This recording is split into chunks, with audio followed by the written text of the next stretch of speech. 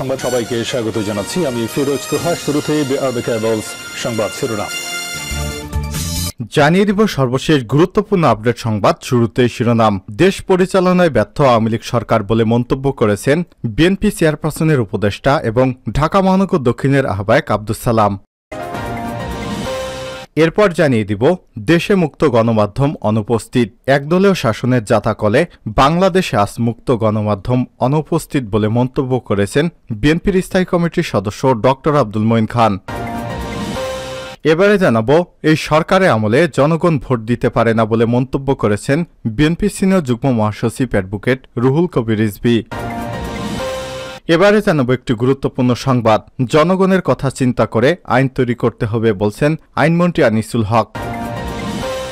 জানাবো কোনোভাবেই নেভানো যাচ্ছে না সুন্দরবনের আগুন। এবার হেলিকপ্টার থেকে পানি দিয়েও থামানো যাচ্ছে না সুন্দরবনের লাগা আগুন।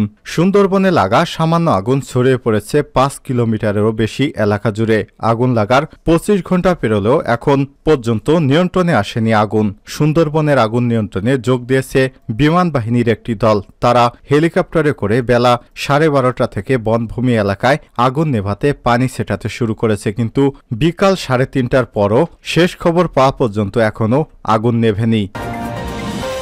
এবং সর্বশেষ জানিয়ে দিব ক্ষুধার জ্বালায় ঘাস খাচ্ছেন মুসলমান দেশটির মানুষেরা।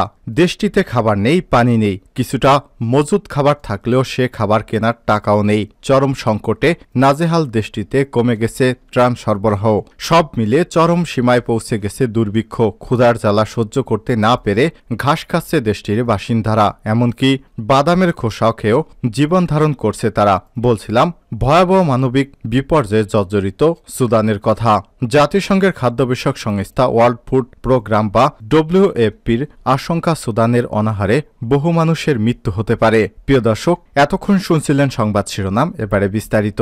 তবে তার আগে অনুরোধ থাকবে, আপনি কোন স্থান থেকে আমাদের সংবাদটি দেখছেন কমেন্ট করে জানিয়ে দিন এই সংবাদ সম্পর্কে আপনার মূল্যবান মতামত। প্রিয় দর্শক, আপনি যদি আমাদের চ্যানেলে নতুন হয়ে থাকেন, ভিডিওটি দেখতে দেখতে চ্যানেলটি সাবস্ক্রাইব করে রাখুন, যাতে করে আমাদের লেটেস্ট আপডেট সংবাদগুলো সবার আগে আপনার কাছে পৌঁছে যায়। এবারে বিস্তারিত।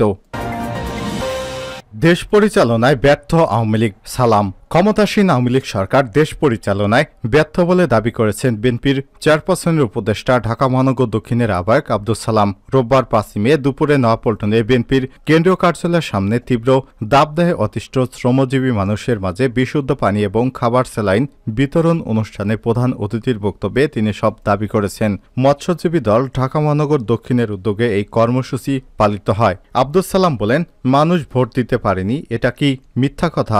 গরমে মানুষ নাজেহাল, এটা কি মিথ্যা কথা? সড়কে মানুষ মরছে দুর্ঘটনায়, এটা কি মিথ্যা কথা? দেশ পরিচালনায় ব্যর্থ আওয়ামী লীগ। আমরা চাই একটা সুষ্ঠু নির্বাচন হোক। বিদ্যুৎ প্রতিমন্ত্রীর সমালোচনা করে তিনি উনি বলেছেন, কেউ সরকারের সমালোচনা করতে পারবে না। বিদ্যুৎ বিভাগে ইনডেমনিটি দেয়া হয়েছে ওদেরকে বাঁচানোর জন্য। কেউ কোর্টে যেতে পারবে না, কেউ কথা বলতে পারবে না, ওরা চুরি করছে। তিনি আরো বলেন, সরকারের আত্মীয় স্বজনেরা ব্যাংক লুটপাট করছে আর ওরা বিএনপির সমালোচনা করে। ওরা বলে বিএনপি নাকি গণতন্ত্র চায় না। দেশে গণতন্ত্র বাঁচাতে আওয়ামী লীগকে হটানোর বিকল্প নেই জানিয়ে বিএনপির এই জ্যেষ্ঠ নেতা বলেছেন, ব্যাংকে সাংবাদিকদের প্রবেশের নিষেধাজ্ঞা জারি করেছে। কেন করেছে? সাংবাদিকেরা যাতে লুটপাটের খবর না নিতে পারে, তাই এই কাজ করেছে।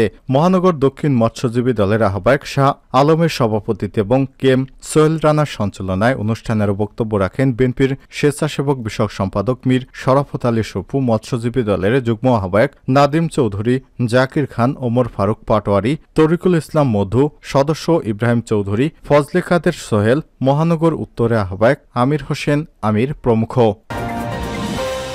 দেশে মুক্ত গণমাধ্যম অনুপস্থিত মঈন খান।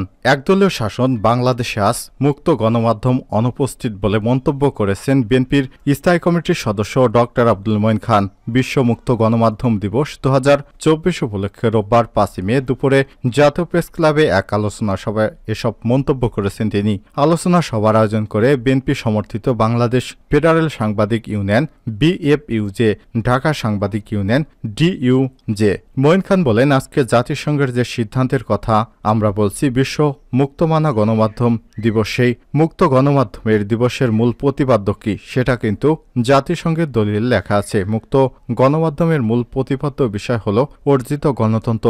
গণতন্ত্রের কারণেই কিন্তু জাতিসংঘ মুক্ত গণমাধ্যমের কথা চিন্তা করেছে, ঘোষণা করেছে এবং পালনও করছে। কাজেই সে গণতন্ত্র যদি দেশে না থাকে, দেশে যদি একদলীয় শাসন কায়েম হয়ে থাকে, যদি মানুষের মুক্ত চিন্তা বিকাশের কোনো সুযোগ না থাকে, তাহলে মানুষকে বাধ্য করা হয় একই আইনের চলার জন্য, তাহলে কোনো স্বাধীনতা থাকে না। রেলগাড়ি যেমন একই লাইনে চলে, ডানেও যেতে পারে না, বাঁয়েও যেতে পারে না। বাংলাদেশের 18 কোটি মানুষকে যেখানে একই লাইনে আওয়ামী লীগের নীতি অনুযায়ী, কথা অনুযায়ী, বক্তব্য অনুযায়ী, চিন্তাধারা অনুযায়ী চলতে বাধ্য করা হয়, সেখানে সংবাদপত্রের স্বাধীনতা বা গণমাধ্যমের স্বাধীনতা থাকতে পারে না। এ সময় তিনি বলেন, আজকে একথা আমাদের নতুন করে ভাবতে হবে। বাংলাদেশ যে আদর্শে সৃষ্টি হয়েছিল, সে গণতন্ত্র রক্ষার মূল কবচ হচ্ছে মুক্ত সংবাদ মাধ্যম। সে গণতন্ত্রকে রক্ষা করতে হলে আজকে বাংলাদেশের সংবাদপত্রের স্বাধীনতা নতুন করে প্রতিষ্ঠা করতে হবে। এটাই হোক আজকের বিশ্বমুক্ত গণমাধ্যম দিবসে আমাদের প্রতিজ্ঞা। এই সরকারের আমলে জনগণ ভোট দিতে পারে না বলছেন রিজভী। বর্তমান সরকারের আমলে জনগণ ভোট দিতে পারে না বলে মন্তব্য করে বিএনপির সিনিয়র যুগ্ম মহাসচিব রুহুল কবির রিজভী বলেছেন, প্রধানমন্ত্রী শেখ হাসিনা 7ই জানুয়ারি ডামি নির্বাচন করার পরে আবার উপজেলা নির্বাচন করেছে। এ নির্বাচনও ডামি। রোববার 5ই মে রাজধানীর বেইলি রোডে উপজেলা নির্বাচন বর্জনের আহ্বানে লিফলেট বিতরণকালে তিনি এসব কথা বলেন। রুহুল কবির রিজভী বলেন, বর্তমানে দেশের জনগণ ভোট দিতে পারে না, তাদের পছন্দের প্রতিনিধি বানাতে পারে না। দেশের এই পরিস্থিতি সৃষ্টি করেছে বর্তমান ডামি নির্বাচনের সরকার শেখ হাসিনা। তিনি এই পরিস্থিতি কেন করেছেন? কারণ তিনি এদেশের সম্রাজ্ঞী হয়ে থাকতে চান। তিনি বলেন, 7ই জানুয়ারি ডামি নির্বাচন করার পরে শেখ হাসিনা আবার উপজেলা নির্বাচন করেছেন। এ নির্বাচনও ডামি, কারণ দেশের গণতন্ত্রকামী কোনো দল এই নির্বাচনে অংশগ্রহণ করে না। এ সময় তিনি দেশের সব জনগণকে আহ্বান জানিয়ে বলেন, আপনারা এই ডামি সরকারের অধীনে ডামি নির্বাচনে কেউ অংশগ্রহণ করবেন না এবং যারা উপস্থিত আছেন সবাই কোনো না কোনো উপজেলার বাসিন্দা। আপনারাও কেউ ডামি নির্বাচনে অংশগ্রহণ করবেন না। এ সময় উপস্থিত ছিলেন বিএনপির স্বাস্থ্য বিষয়ক সম্পাদক ডাক্তার রফিকুল ইসলাম, স্বেচ্ছাসেবক দলের সহসভাপতি ডাক্তার জাহেদুল কবির জাহিদ, যুবদলের সহসভাপতি জাকির সিদ্দিকী, যুবদলের সাহিত্য এবং প্রকাশনা সম্পাদক মেহবুব মাসুম শান্ত, যুবদলের কেন্দ্রীয় নেতা ফারুক কাউসার, ছাত্রদলের সাবেক নেতা ডাক্তার তৌহিদুর রহমান আওয়াল সহ বিএনপি এবং অঙ্গ সংগঠনের নেতাকর্মীরা।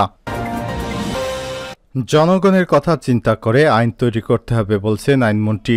আইন এবং বিচার সংসদ বিষয়ক মন্ত্রী আনিসুল হক বলেছেন, বিশেষ করে কারো চোখের দিকে তাকিয়ে কিংবা কারো ব্যক্তিগত স্বার্থ রক্ষা করে ভালো আইন তৈরি করা যায় না। তাই যে যাই বলুক, আইন প্রণয়নের ক্ষেত্রে সবসময় দেশের জনগণের কথা চিন্তা করতে হবে এবং জনবান্ধব আইন প্রণয়ন করতে হবে। তাহলে জাতির পিতা বঙ্গবন্ধু শেখ মুজিবুর রহমানের আদর্শ এবং উদ্দেশ্য উভয় বাস্তবায়িত হবে। রোববার 5ই মে সচিবালয় আইন মন্ত্রণালয়ের সম্মেলন কক্ষে লেজিসলেটিভ এবং সংসদ বিষয়ক বিভাগের বার্ষিক কর্মসম্পাদন চুক্তি এপিও 2024-25 খসড়া চূড়ান্ত বিষয়ক কর্মশালায় প্রধান অতিথির বক্তব্যে সব কথা বলেছেন তিনি। মানসম্পন্ন আইন প্রণয়নের দক্ষতা বৃদ্ধির উপর গুরুত্ব আরোপ করে আইনমন্ত্রী আনিসুল হক বলেন, লেজিসলেটিভ কর্মকর্তাদের দক্ষতা বাড়াতে দেশি বিদেশি প্রশিক্ষণের ব্যবস্থা করতে হবে। পাশাপাশি লেজিসলেটিভ ক্যাডার সার্ভিস গঠনের বিষয়ে কাজ করতে হবে। ক্ষুধার জ্বালায় ঘাস খাচ্ছেন মুসলমান দেশটির মানুষেরা। দেশটিতে খাবার নেই, পানি নেই, কিছুটা মজুদ খাবার থাকলেও সেটি কেনার টাকাও নেই। চরম সংকটে নাজেহাল দেশটিতে, কমে গেছে ত্রাণ সরবরাহ, সব মিলে চরম সীমায় পৌঁছে গেছে দুর্ভিক্ষ। ক্ষুধার জ্বালা সহ্য করতে না পেরে ঘাস খাচ্ছে দেশটির বাসিন্দারা, এমনকি বাদামের খোসা খেয়েও জীবন ধারণ করছেন তারা। বলছিলাম ভয়াবহ মানবিক বিপর্যয় জর্জরিত সুদানের কথা। জাতিসংঘের খাদ্য বিষয়ক সংস্থা ওয়ার্ল্ড ফুড প্রোগ্রাম বা ডব্লিউএপির আশঙ্কা, সুদানের অনাহারে বহু মানুষের মৃত্যু হতে পারে। শনিবার ডব্লিউএপির বরাত দিয়ে সুদানের এ চরম দুর্দশার কথা জানিয়েছে মার্কিন সংবাদ সংস্থা সিএনএন। ডব্লিউএপি বলছে, পশ্চিম সুদানের দারফুরে মানুষের অনাহার ঠেকানোর সময় ফুরিয়ে আসছে। ক্রমবর্ধমান সহিংসতা গোটা জাতিকে শেষ করে দিচ্ছে। শুক্রবার যুদ্ধরত পক্ষগুলোকে সতর্ক করে দিয়ে জাতিসংঘের খাদ্য সংস্থা বলছে, দারফুর এবং সুদানের অন্যান্য যুদ্ধ কবলিত এলাকায় খাদ্য সংকট তীব্র আকার ধারণ করছে। এসব এলাকায় মানবিক সাহায্যের অনুমতি না দিলেও ক্ষুধায় বহু মানুষের মৃত্যু হতে পারে। ডব্লিউপির পূর্ব আফ্রিকার পরিচালক মাইকেল ড্যানফোর্ড বলেছেন, খাদ্য অভাবে মানুষ ঘাস এবং বাদামের খোসা খেতে বাধ্য হচ্ছে। শিগগিরই তাদের কাছে সহায়তা না পৌঁছলে দারফুর এবং সংঘাত বিধ্বস্ত সুদানের অন্যান্য এলাকায়ও ব্যাপক অনাহার এবং মৃত্যু ঝুঁকি দেখা যেতে পারে। এর আগে গত বছরের 15 এপ্রিল সুদানের সেনাবাহিনী এবং আধা সামরিক বাহিনী র্যাপিড সাপোর্ট ফোর্সেসের মধ্যে সশস্ত্র সংঘাত শুরু হয়। পরে এই সংঘাতে দেশটিতে গৃহযুদ্ধের রূপ নেয়। ইতিমধ্যে প্রাণ বাঁচাতে ঘরবাড়ি ছেড়ে পালিয়েছে অনেক মানুষ। যুদ্ধের কারণে দেশটির কৃষি উৎপাদন 78% কমে গেছে।